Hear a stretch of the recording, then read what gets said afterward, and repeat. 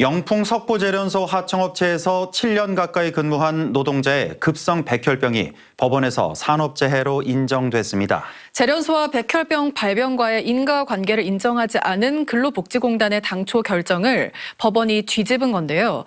석포제련소의 작업 환경에 대한 우려와 지적은 여러 차례 있어 왔지만 중대질병에 대한 산재 인정은 이번이 처음입니다. 엄지원 기자입니다. 2016년까지 6년 9개월을 석포제련소 하청업체에서 일하고 4년 전 산업재해를 신청한 진현철 씨. 그는 아연을 추출하고 남은 뜨거운 중금속 찌꺼기를 처리하는 작업을 주로 해왔는데 일을 시작한 지 7년이 채 안 돼 급성 전골수성 백혈병 진단을 받은 겁니다. 심하게 맡으면 뼈가 녹는다고 이렇게 거기도 붙어 있어요. 아니 옆에 나무가 다 죽는데 거기서 일하는 사람들은 괜찮겠어요? 제일 가까이서 그 김을 마시는 건데요. 하지만 근로복지공단은 산재로 보지 않았습니다. 산업안전보건연구원의 작업환경 평가 결과 포름알데히드를 비롯한 백혈병 원인 물질이 노출 기준치 이하여서 제련소 업무와 백혈병 발병 사이의 인과관계가 인정되기 어렵다는 이유였습니다. 그런데 근로복지공단을 상대로 낸 산재 불승인 취소 소송에서 서울행정법원은 원고인 진현철 씨의 손을 들어줬습니다.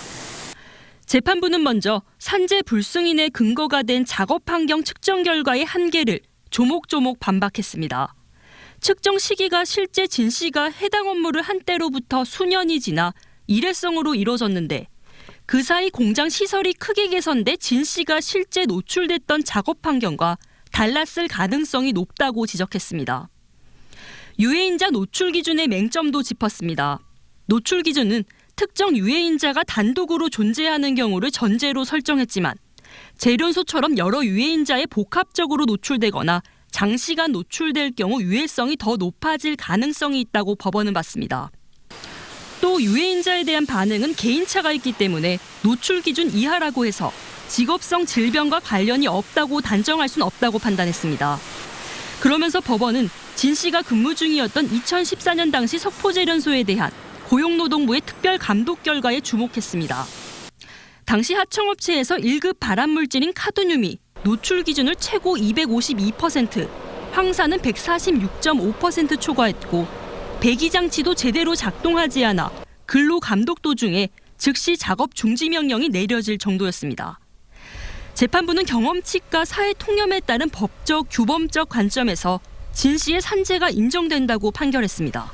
업무와 질병의 상당 인과관계가 산재보상보험법상 그 업무상 질병의 인정 요건인데 그 상당 인과관계를 의학적 관련성으로 좁혀서 볼 것이냐 그렇지 않다라는 게 대법원 판례의 오랜 판단 취지였거든요.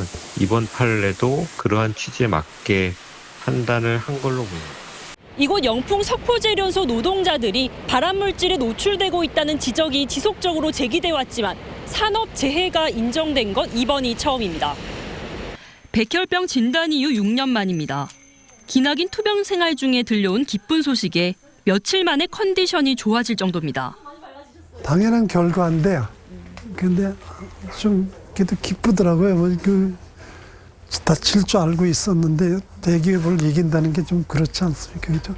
지쳐 있었습니다. 그런데 좀 성소했으니까 좀 마음이 좀 달라지죠. 보는 사람마다 다 말랐다고 했는데 한 3일 때 지금 몸이 굉장히 좋아진 거예요. 이번 판결을 계기로 그간 수면 아래에 있었던 제련소 노동자와 주변 주민들의 건강 문제에도 영향을 미칠 것으로 보입니다. 진현철 씨 한 분만의 문제가 아니고 50년 동안에 그동안 말하지 못했고 또는 그 법적으로 인정받지 못했던 많은 노동자들의 문제가 있을 거라고 봅니다. 그래서 앞으로는 노동자들의 건강 문제를 세상 밖으로 끄집어내는데 아주 중요한 이정표 역할을 할 것입니다. 근로복지공단이 이번 판결을 받아들일 경우 불승인 처분이 직권 취소돼 진현철 씨는 산재 승인을 받게 됩니다. 하지만 의학적, 자연과학적으로 명백히 입증돼야 산재를 인정하던 근로복지공단의 종전 입장이 바뀔지는 아직 미지수입니다. 한편 영풍그룹은 이번 판결과 관련해 아직 파악된 바가 없어 공식 입장은 없다고 밝혔습니다. MBC 뉴스 엄지연입니다.